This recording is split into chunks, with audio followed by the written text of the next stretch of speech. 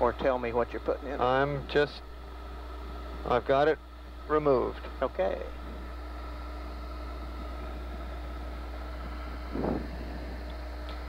Okie dokie, we can go up, Mark, and start thinking about the position to stick this puppy in.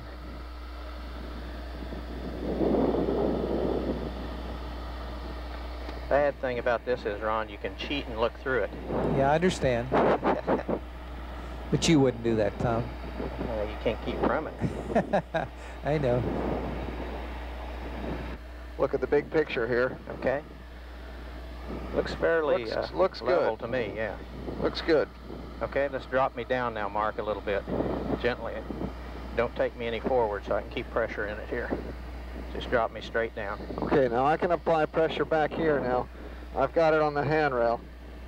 Okay, let's go down, Mark. Let's just wait till I get in position now, Jeff. Okay. Okay, I've got it. I want to get over on this left side now. I've got it a good hand on it. You can even let go if you have to. Want to watch this guide rail. Go ahead and drop me down, Mark. Can you see the guide rail up there? Yep, that's what I'm getting down to. Yes, I can. Okay. Coming down, Mark. You're coming down, Mark. Okay. I'm happy. Just easing in. Okay, we're back at the end of the forward guide rail. We've got to lift it up a little bit to get onto the aft guide rail. Okay, come on down then, Mark. Now I can move inside and help with this. Okie dokie. Okie dokie. Here I come. Are you clear? Yeah, I'm going to help you here. Okay, I got it. Okay, Mark, keep bringing me aft now. Keep some pressure on the doors. For Jeff here. Possibility that it's cocked slightly. Okay, it's coming now. Okay, Story. Yes. Remember, and Kathy, when you get about 5 foot out, we want to stop and take a picture, okay? And KT, you want to put a tether on it? I have a tether. Okay. Okay, am I clear? Am I yes. Right level? Yes, you got it. Okay. She's coming straight out. Have at it. Okay, it's clear. Okay, want to do a picture time here? No, I think he wants you out a little further. Okay. Be 5 quarter turn T-handles. Yes. EV2 Kathy, you're going to translate the HSP to the aft fixture at the ORU carrier and temporarily stow the HST by engaging the 1 pit pin on the top fork. Now this does not slide in sideways, this slides in from the top. Slides in from the top? Yes, ma'am. That may be real. See, that's the bottom over there. Hanging up on there. You got it in right. If you were to take it down now, you're okay, Kathy. Oh, that's the way you want it to go in. I'm talking about down on the aft fixture. It's oh yeah, I see the one hook. Yeah, got it. Okay. And if you could roll me 90 to my left, Mark, and then go down. I'll come in on my side. And well, that is if the RMS is going to clear that forward fixture. I won't be able to tell you that. Okay, you can go aft about 1 foot.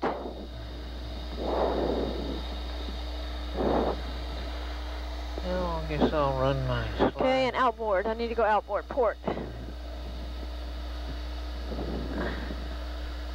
Do you need me to scoot over there, KT? Stop port. Aft, a couple feet.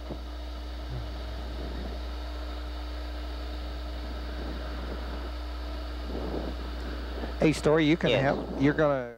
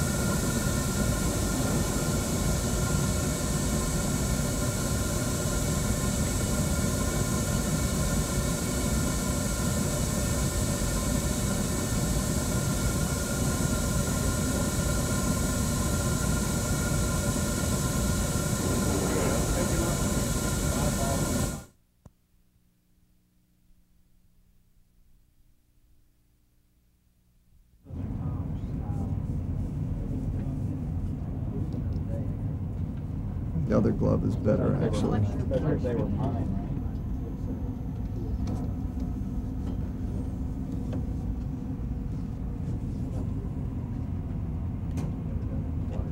Where is the PSA exactly? Is it between? Oh no, it's forward of the solar array. You reach down there and get those top two pip Or if pins you are a little down. too high, it doesn't really matter, because this is where we would take you from there on. You would start the GCA. If it is, you think far too high to start the GCA.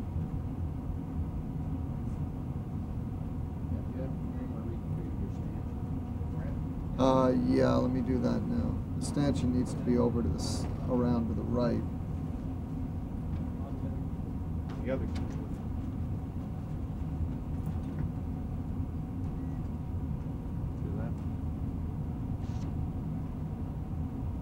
Doesn't want to, stanchion, there we go.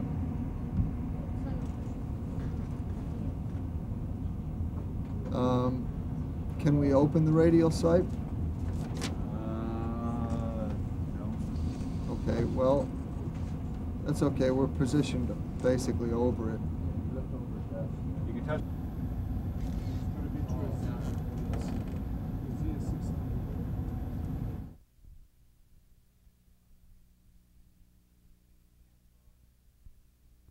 Ease me in, Claude.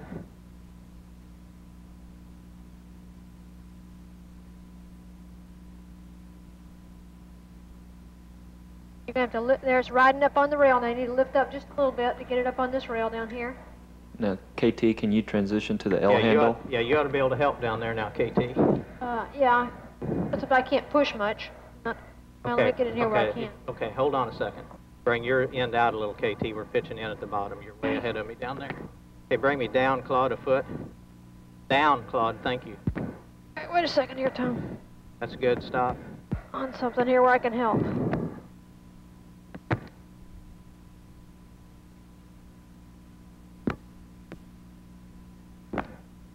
Okay. Okay, let's stop right there. Okay, KT. Got to bring your end out, KT. One out, okay.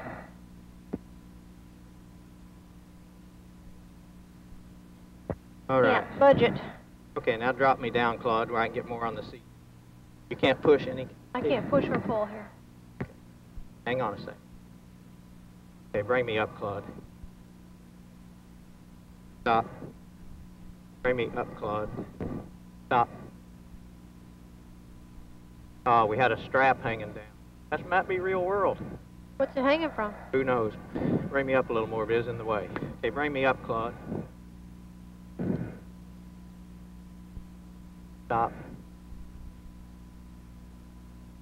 Now they say we're okay. Now, KT, can you look at it and see yaw-wise if we're okay?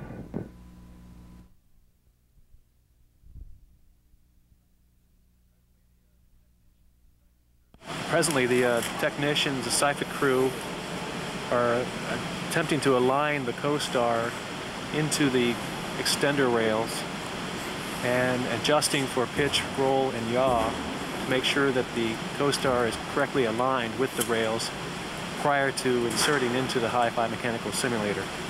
Well, they'll have to make sure that the rails capture the COSTAR guide blocks and rails, and so that when the COSTAR is correctly aligned, it will insert all the way into the OTA in space.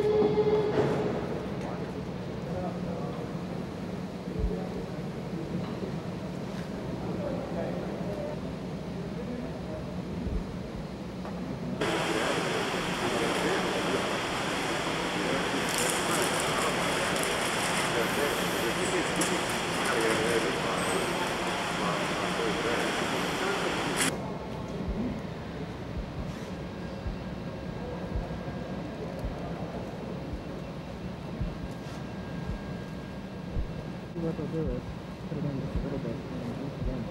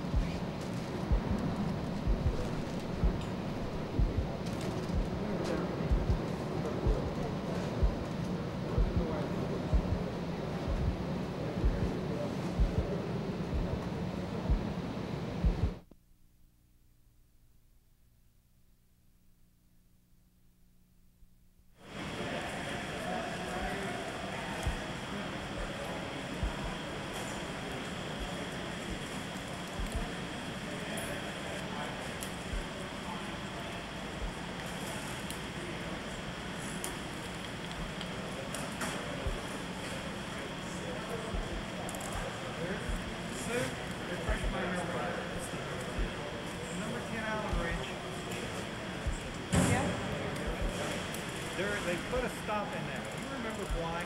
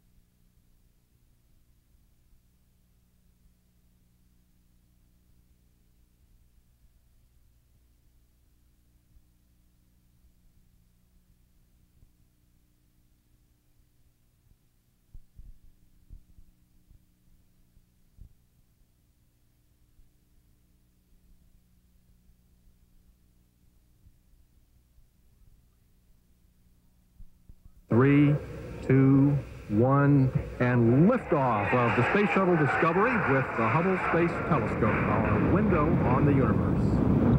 In 1990, ESA and NASA launched the most powerful astronomical tool ever built, the Hubble Space Telescope. Since then, astronomers have been making observations which are at the forefront of space science. In December 1993, Space Shuttle Endeavour will link up with Hubble in orbit to carry out a space mission never before attempted. Astronauts will make several space walks, during which they will service the key components. One of their first tasks will be to replace the solar arrays, the power behind the Hubble Space Telescope.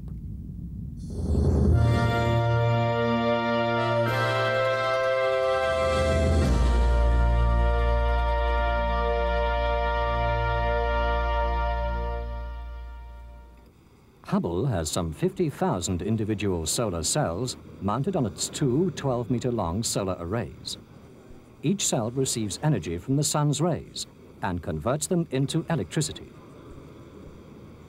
Since the launch in 1990, the arrays have successfully produced a reliable 4.5 to 5 kilowatts of output. This electricity is used to power the telescope's scientific instruments and communication systems. The cells are glued to a blanket, which expands and contracts as the spacecraft orbits in and out of the sun. Radiation and other processes, such as atomic oxygen erosion, however, gradually degrade spacecraft, and in particular, the sensitive solar cells. After 4 years in space, the arrays are coming to the end of their useful lifespan. And like a further 49 key components of Hubble, they were designed and are ready to be serviced and upgraded where necessary.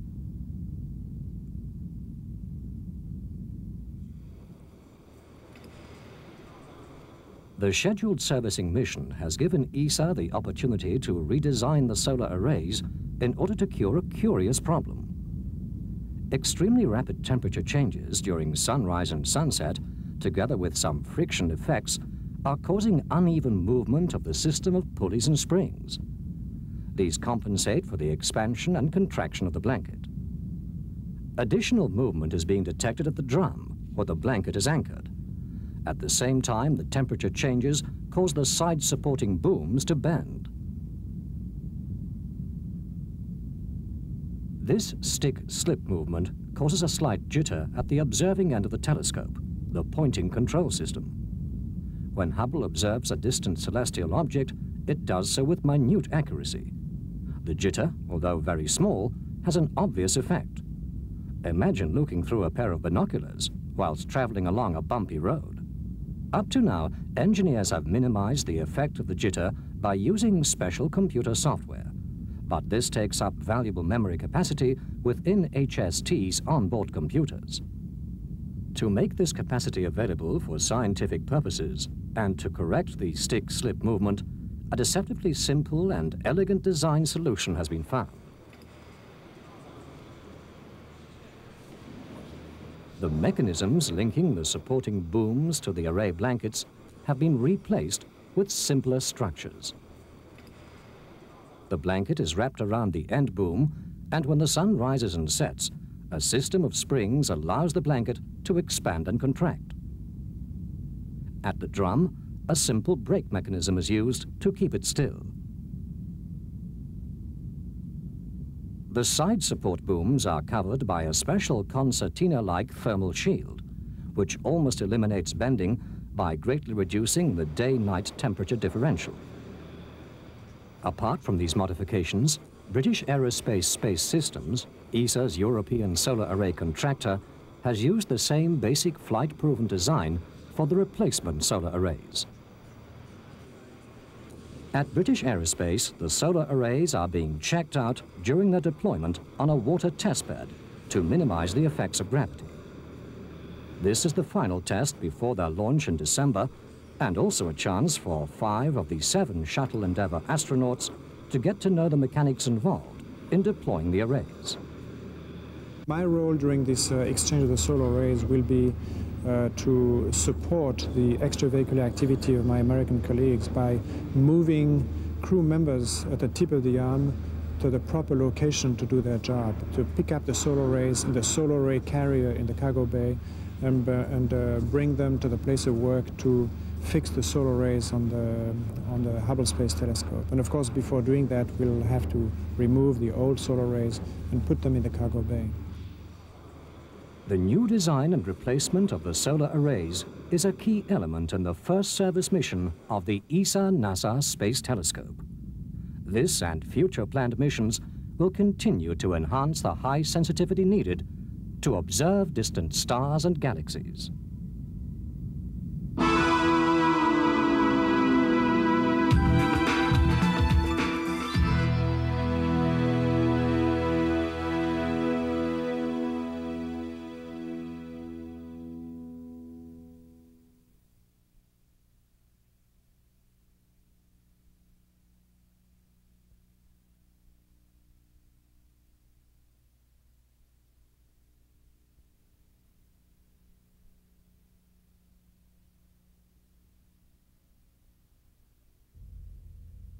The Hubble Space Telescope, the largest, most sophisticated space astronomical observatory ever launched by NASA.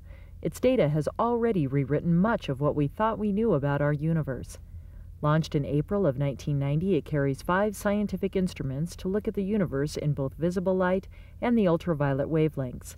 One of those instruments, the Goddard High-Resolution Spectrograph, or GHRS for short, was built by Ball Corporation's Aerospace and Communications Group in Boulder, Colorado.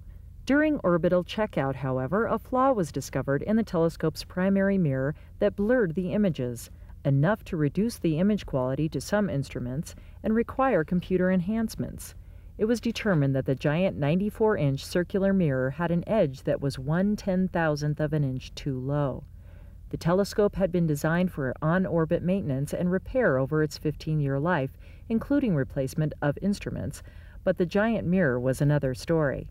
Then, a group of scientists, including optical experts at Ball, developed a design for an instrument that might correct the flaw.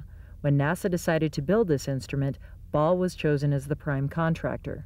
Ball's Aerospace group produced the instrument, called COSTAR, in just 26 months, about half the time considered routine for a space instrument of its size and complexity. COSTAR is short for Corrective Optics Space Telescope Axial Replacement. If all goes as planned, Space Shuttle astronauts will capture the telescope and perform a variety of tasks on orbit. One of those will be installing COSTAR. Once inserted into place, COSTAR will extend 5 pairs of mirrors into the light path between the flawed mirror and 3 other instruments. In each pair, the first mirror images the distorted light onto the second mirror. The second mirror is designed to correct the flaw in the telescope's primary mirror. But by far, the most demanding part of this mission will fall on the crew of Endeavour. Astronauts also will have to install new solar panels, a new wide-field planetary camera, and install an electronics repair kit on the GHRS. That's why in March of 1993, the crew came to Ball's Boulder, Colorado operations for some visual and hands-on training with COSTAR and GHRS. The astronauts inspected COSTAR and discussed how to handle and install it, as well as testing the tools they will use. They also gained experience with the electronics kit for the GHRS. The upcoming Space Telescope servicing mission will no doubt be one of the most exciting and challenging ever attempted, and Boulder, Colorado people will be playing a major role.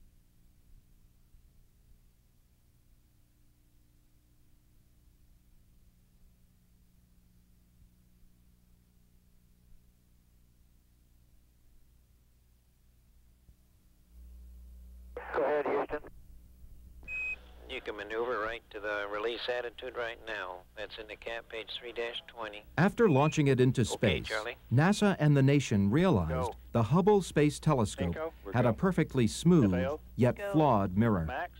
The NASA team's challenge: find the prescription and restore precision optics on a spacecraft already flying. Your convenience, Steve. To fly what you test and test what you fly would be easier if the telescope were back on Earth. But landing and relaunching could contaminate the telescope or damage it through vibration. NASA couldn't test the new corrective optics in the actual telescope. So to make sure the optics will work, the team had to determine the condition of Hubble in space and replicate that on the ground. One independent review panel used Hubble images to determine the precise shape of the flawed primary mirror and the prescription to fix it. Another team had to verify that the corrective optics will work.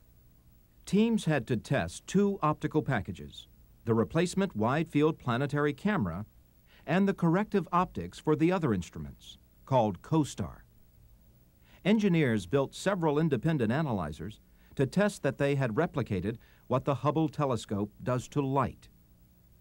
An independent team here at Ball Aerospace measured both sets of optics, then remeasured the measuring tools. For mechanical testing, engineers built a simulator at Goddard Space Flight Center using the same precision equipment that built Hubble originally. The corrective optics and the new camera attachments were installed so that their locations duplicate the telescope attachments within 6/1000ths of an inch, the thickness of a piece of paper. The clearances are even tighter in the simulator than they will be on the real telescope to assure a margin of safety. To replicate Hubble during electrical tests of the corrective optics package and the new camera, an electrical test facility was built with the same schematics as the original telescope, and it, too, was audited by an independent team. All three, optical, mechanical, and electrical, were merged together in a test of the whole system. Data from the test were sent to the Space Telescope Science Institute, just the way data will be sent from the telescope. Hardware has been thoroughly tested on the ground. The Hubble servicing team is preparing for contingencies. But this mission is a first, so no one can predict everything that could happen. The real test will be in space.